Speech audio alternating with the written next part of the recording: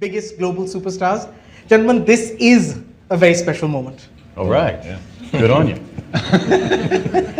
Brad, this is not your first time to India, is it? No, we actually shot A Mighty Heart here. So we were here for a few months and got to explore a lot of the country, and it was a fantastic experience. And good to be back here now. There are locals in Pune who got used to seeing you on the bike and you waving out to them. Yeah, it was good. I got to scoot around on an old Royal Enfield and put a helmet on and just get out amongst the masses. It was really nice. You know, it's interesting, both of you actually started your movie careers around the same time. Brad, Thelma and Louise, your big breakout hit, released in 1991, and that led to this exciting long career. Shahrukh, Deewana, which was your first film, big runaway success, released in 1992. What's the secret to staying relevant, successful, and influential for 25 years? Whew, you want to take that one? No, you. Because I have no idea. At you. I would say luck. I'd say a little bit of luck, but I also trying to reinvent. You know, constantly trying to look for something new, something different, and I, you know, fortunately, I guess we were able to survive our mistakes along the way, and I think just staying relative. Yeah, mainly that. I think, you know, to be able to survive your mistakes, and mistakes were normally things which are very close to your heart. You know, and if they went wrong somewhere down the line, the only thing that keeps you going is the fact that you're still surviving. And you try and do it as often as you can, as much as possible. And I think he more than me would tell you that, you know, to be such a successful star around the world, there are a lot more expectations from you, and you need to keep it very simple. Then you don't need to be trying to work for those expectations or keep on doing the stuff that people expect of you. You keep on doing what started you off, which is being relevant, being novel, trying to, you know, kind of reinvent yourself, and the simple things which made you want to be an actor in the first place. You know, you both have enormous success, but also enormous pressure. How do you balance, or how do you really combine artistic integrity with commercial success? Because that's a huge pressure on both of you, I'd imagine. I say you just have to make sure you get time for yourself, time for your friends, time for your family, and let the next idea percolate. It's not so difficult to achieve a balance. I'm able to compartmentalize pretty well the private life and the public life. How about you? I do that too completely. I mean, as far as work is concerned, I think what he says is actually the crux of it. You know, if you can be leading your public life, which is on sets also, invariably. I think if you can protect it in terms of that from your private life and your private life from the public life, I think when you go back home and you're leading the regular stuff that you're supposed to do, in whatever form, with family, friends, I think it just keeps you kind of grounded. You know, like my kids, I mean, more often than not, don't like my films. That's nice. Really? Yeah, and that's nice. Yeah. You know, they whoa, oh, this one was so boring, Papa. So, you know, it's like, it's not the biggest thing in the house, Papa's film to do well. It is not a special thing. It should not be a special thing with family and friends. And invariably, you know, we make friends even in the film industry. And then everybody kind of just starts pushing you along and saying, no, this was the best thing you did. Yeah, it was different. I think the real friends in the film industry also tell you, or keep it simple and keep it normal. I think that's what actually really helps you and takes the pressure off. That at home you're a nobody. And as long as you're a nobody with your friends and at home, I think you can be a big star like Brad Pitt outside.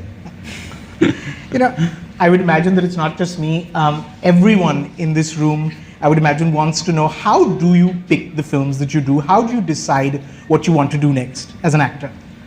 Well, for me, it depends a lot about, you know, who's telling the story. You know, it usually starts with a script, a good piece of writing, and the decision to go investigate that. And then I want to surround myself with filmmakers I respect, because we are ultimately putting ourselves in the director's hands, and there, then you have a real freedom to go explore, to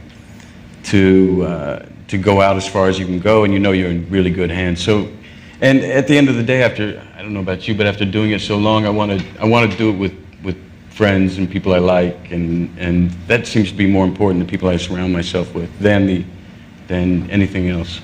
I've said it so often, it's exactly the same thing. I've even said it before that I sometimes don't even want to know the story, as long as the people who are telling the story are people I enjoy working with.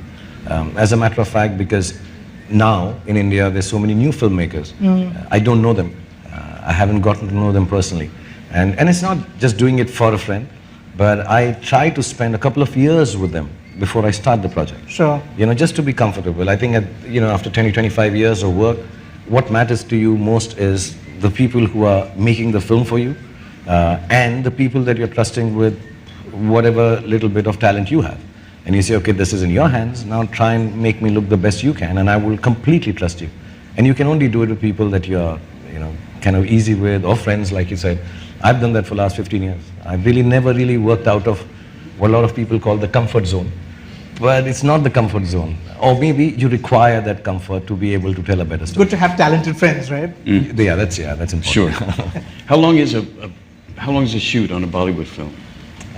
If it's an action dancing film, about 120 days, 140 days. Yeah. Sometimes longer if things go wrong. And if it's a simpler film, then about 70 days. That's about the same with us.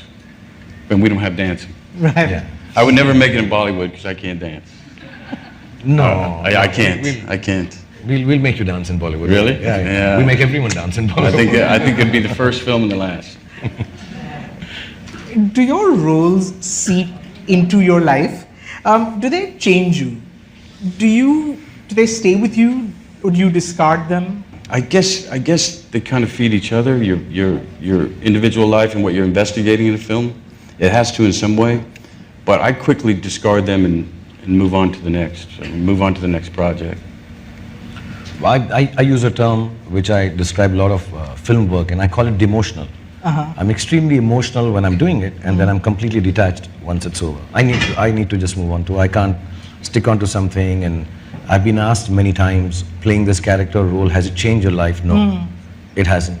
Because like he said, it feeds off your experiences, and then you try to put them into a character or a role, and then you just move on. It's your experiences finally. Of course, the quirks that you put in, or any mannerism that needs to be put in, or research into a biopic kind of space, all that, yes.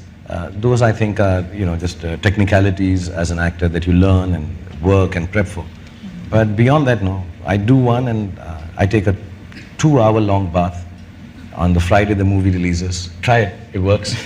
2 hours, and then by Monday I'm through with it. I don't want to be a part of it anymore. Yeah. Was there one character that was just hard to wrap your head around, one character more than others, that was difficult to get into? I'd ask him about Benjamin Button. Sure. I'd ask him about a film, I forget the full title, 12 Monkeys. Yeah. Yeah, I found you amazing in that one. Yeah, thank you. It was fantastic. I don't know how many of you have seen that film. Yeah. He was mind-blowing in that film. I mean, that's where I became a big fan of Brad as an actor. Burn After Reading. Of course. And there's lots of them, hundreds of them. But I would ask you, just continue with that one. Did Benjamin Button or any of these films? Those were all. They took especially 12 Monkeys took a lot of awesome. Insanity, locking myself in a room for a couple of weeks and just seeing how crazy we could get. But no, it's just part of the. I would call them all challenging, but it's what we do. I wouldn't say any were difficult. Some, landed better than others, but it just seems part of the process, part of the craft. I'm going to speak for most of the fans, and I'm going to ask you about Fight Club, Tyler Durden. No, that was just fun. That was just fun. Yeah. Anytime something's irreverent and it's a great piece of writing and a dear friend of mine, David Fincher, directing, and Edward Norton. No, we mainly just laughed. Much like this one, actually. Srk, for you, particular character that was hard to wrap your head around? Because we have singing and dancing in our films, more often... I can't sing either. You can't? I also don't. I'm Mini Vanelli. They sing it from the back. Because they have singing and dancing, it does become, as you know, the commercial films, the singing and dancing does come in a set piece, and it's just part of no storytelling. You just have to do it because you have to do it. Maybe in some films in the background. So you really can't. A lot of people say this, and maybe I'm going to be speaking against them when I say this, but you can't really get into a character if you have to sing and dance every 20 minutes in a film. You know, it's not a musical. It's not been laid out like that. You're not playing, I don't know how you pronounce his name, Bob Fosse. You're not, you know, it's not all that jazz. Somewhere down the line, it's just a song and dance. Right. I don't know, I'm sorry to say, how to dance in character.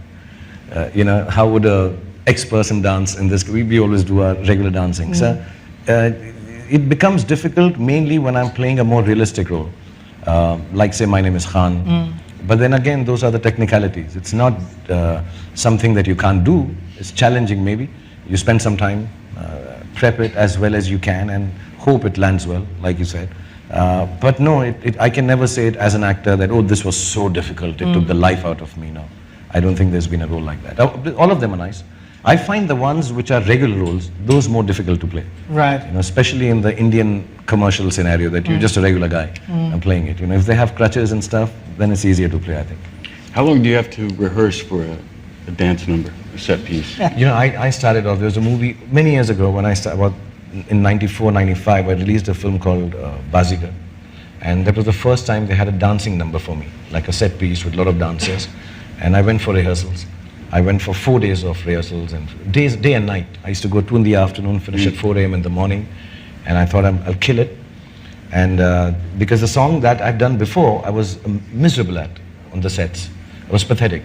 And then I came back after 4 days and nights and did the shot, and I was exactly at the same level of misery, and I did it as badly. And so about 20 years, 15 years back, I decided never to rehearse.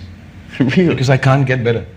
So I just, you know, as soon as I come on the sets, I just request the choreographer, I start touching their feet and all. So, you know, I'm going to just do it this much only, take one shot. So they normally shoot with me, hello. And that's it. So I said, please don't. True. He's actually being very modest. He's very good. No. You've also invented the Shah Rukh Khan style, haven't you? I mean, there's... You know, there's a style that is kind of famous now where I put my arms out. Yeah. And I do nothing. I just put my arms up. It's very smart. Nothing. Smart. So whenever anything goes wrong in dancing, where those complicated steps where you have to do all that. So when they do that, what hip hop, bip bop, what lock and pop. So when they do that stuff, I say, you know what, my character would just stand like this. And they go, yeah. I'm going to try that in life. Yeah, please, just stand. That's it. I'll tell you a story. One time in a film, I had to be an organist, play an organ. An organ, you're playing with all 4 limbs, hands and feet. I couldn't even get the piano part. Fortunately, they shoot the hands and they cut down and shoot someone else's feet. But I couldn't even get the piano part. I couldn't get both hands. So what we did was, I had the bass line with the left hand, and what we did was, we got another guy who could play an organ, whose hand looked close enough, and we cut a hole in the back of my jacket, and he slid his hand through, and I just did this. and he made the thing work. It looks great. Go on, tell us which movie so we can go back and look. Tree of Life. Tree of Life. Yeah. Brad, you said to Associated Press recently that as you're getting older, you're gravitating more to the producing side than in front of the camera because shooting a film is a big commitment. Is that a hard balance to strike? And Shah Rukh, can you relate to that? Well, I was saying, anymore as I get older that, it's a big commitment. They're long days. I don't know about you, but we're definite 12-hour days, if not sometimes 14, even 16 if it goes long. Yeah. And because you got to get the shot. And it's a big commitment, it's a big time away from family. And more I find myself doing less and less and concentrating more on, or at least, on the production side that's been growing. And I just find it really rewarding to be able to, with my partners, be able to open up doorways for other filmmakers we really respect to make films and tell their stories. In putting those out in the world, I find that I find that a real gift to be able to do.